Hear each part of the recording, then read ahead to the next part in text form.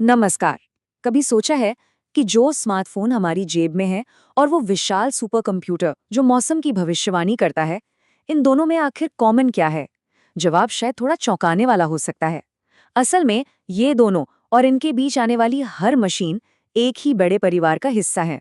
तो आज हम इसी परिवार की कहानी को जरा आसान भाषा में समझेंगे। चलिए शुरू करते हैं। चाहे कोई डिवाइस छोटा हो या बड़ा, वो सब एक ही मूल सिद्धांत पर काम करते हैं: निर्देशों का पालन करना। जी हाँ, यही वो धागा है जो इन सब को एक साथ जोड़ता है, और इसी चीज को हम कंप्यूटर कहते हैं। लेकिन ये सिर्फ एक शब्द नहीं है, इसके पीछे एक पूरा कॉन्सेप्ट है। आज हम इसी की परतें खोलने वाले हैं। तो हमारा आज का सफर कैसा रहेगा? देखिए, हम 5 पड़ावों से गुजरेंगे।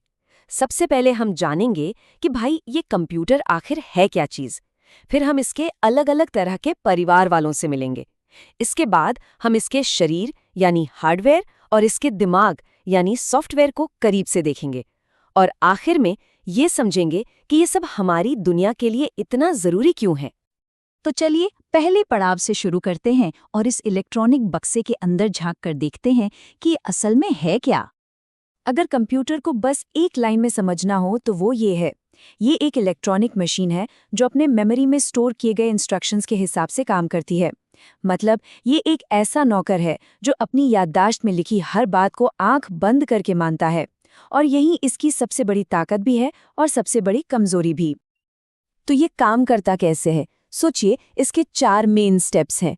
पहला, ये इनपुट के जरिए जानकारी लेता है, ठीक हमारी आंखों और कानों की तरह। फिर सीपीयू यानी इसका दिमाग उस जानकारी पर काम करता है, उसे प्रोसेस करता है।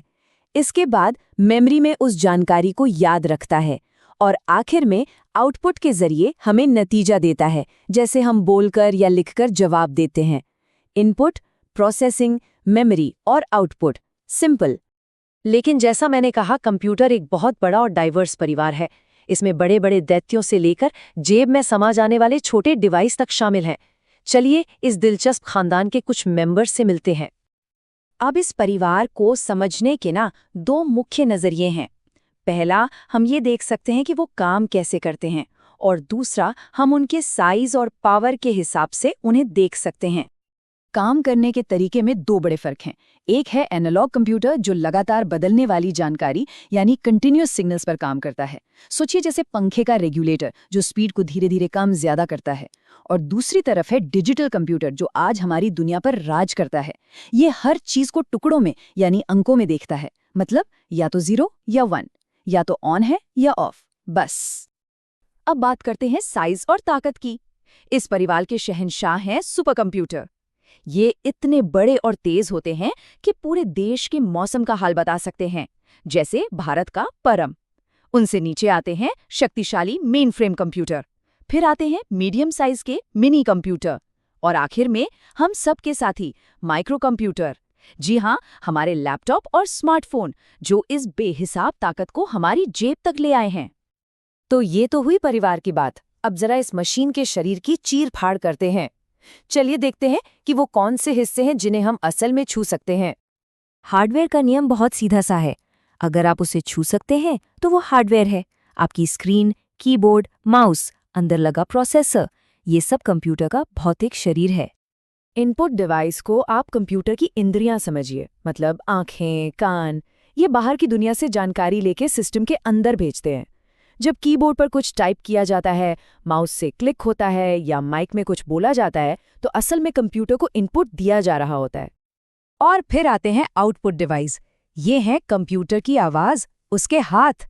ये प्रोसेस की हुई जानकारी को वापस दुनिया तक पहुंचाते हैं। मॉनिटर पर जो तस्वीर दिख रही है, प्रिंटर से निकला कागज या स्पीकर से आती आवाज, ये सब कंप्यूटर का आउटपुट है। अच्छा, अगर हार्डवेयर कंप्यूटर का शरीर है, तो फिर इसकी आत्मा या इसका दिमाग क्या है? वो है सॉफ्टवेयर। ये वो अदृश्य शक्ति है जो इस बेजान शरीर में जान डालती है। सॉफ्टवेयर असल में कुछ नहीं, बस निर्देशों का एक सेट है। एक तरह की रेसिपी बुक जो हार्डवेयर को बताती है कि उसे कब, क्या और कैसे करना है। बिना सॉफ्टवेयर के सबसे महंगा हार्डवेयर भी बस एक खूबसूरत डिब्बा है और कुछ नहीं। इस डिजिटल दिमाग के अंदर भी 3 अलग अलग टीमें काम करती हैं। हर एक का अपना खास रोल है। सिस्टम सॉफ्टवेयर, एप्लीकेशन सॉफ्टवेयर और यूटिलिटी सॉफ्टवेयर। चलिए जरा इन तीनों से मिलते हैं। सबसे पहले और सबसे ज़रूरी है सिस्टम सॉफ्टवेयर। इसे आप कंप्यूटर का मैनेजर या कह लीजिए सरकार समझिए। यही ऑपरेटिंग सिस्टम है, जैसे विंडोज़, मैकओएस या एंड्रॉयड। ये सारे हार्डवेयर को कंट्रोल करता है और बाकी सभी सॉफ्टवेयर्स को चलने के लिए एक प्लेटफॉर्म देता है। इसके बिना कंप्यूटर स्टार्ट भी नहीं होगा। फिर आते हैं एप्लीकेशन सॉफ्टवेयर। अरे ये तो हम सब रोज इस्तेमाल करते हैं, हमारे प्यारे ऐप्स। ये हमारे डिजिटल औजारों की तरह हैं। हर ऐप एक खास काम के लिए बना है, जैसे वेब ब्राउज़र इंटरनेट के लिए, फोटोशॉप तस्वीरों के लिए या MS ऑफिस डॉक्यूमेंट्स के लिए। और आखिर में है यूटिलिटी सॉफ्टवेयर। ये हैं सिस्टम के डॉक्टर और गार्ड। ये सिस्टम की मेंटेनेंस करते हैं, उसे साफ सुथरा और सुरक्षित रखते हैं, जैसे एंटीवायरस सॉफ्टवेयर जो वायरस से बचाता है या डेटा रिकवरी टूल जो डिलीट हुई फाइलों को वापस लाता है।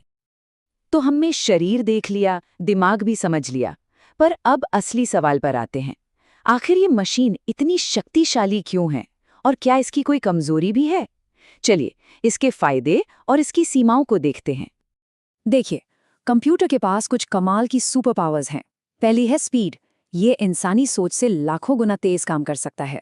दूसरी है एक्यूरेसी। ये कभी गलती नहीं करता जब तक इसे गलत निर्देश न दिए जाएं। तीसरी है विशाल स्टोरेज। ये सब कुछ याद रख सकता है। चौथी है वर्सेटिलिटी। ये एक ही वक्त में कई तरह के काम कर सकता है। और पांचवी, ये कभी थकता नहीं है। लेकिन इतनी सारी ताकत के बावजूद इसकी एक बहुत बड़ी बुनियादी कमजोरी है, और वो एक पुरानी कहावत में छिपी है जो आज भी उतनी ही सच है। कंप्यूटर एक बेवकूफ मशीन है, इसका अपना दिमाग नहीं होता। तो यही है सबसे जरूरी बात जो हमें समझनी है। कंप्यूटर एक शानदार फॉलोअर है, लेकिन लीडर नहीं। ये हमारे हर आदेश को बिल्कुल परफेक्ट तरीके से मानेगा, पर खुद से एक भी कदम नहीं उठा सकता। ये सोच नहीं सकता, सवाल नहीं कर सकता, बस आदेश का पालन कर सकता है। और यहीं आकर कहानी में एक बहुत ही दिलचस्प मोड़ आता है। हम हमेशा से ये मानते आए हैं कि कंप्यूटर सोच नहीं सकता, पर क्या आर्टिफिशियल इंटेलिजेंस यानी AI इस खेल के सबसे बड़े नियम को ही बदल रहा है? क्या मशीनें अब सच में सोचना सीख रही हैं? ये सवाल अब साइंस फिक्शन का नहीं, बल्कि हमारी हकीकत का हिस्सा बनता जा रहा है। इसके बारे में सोचना तो बनता है।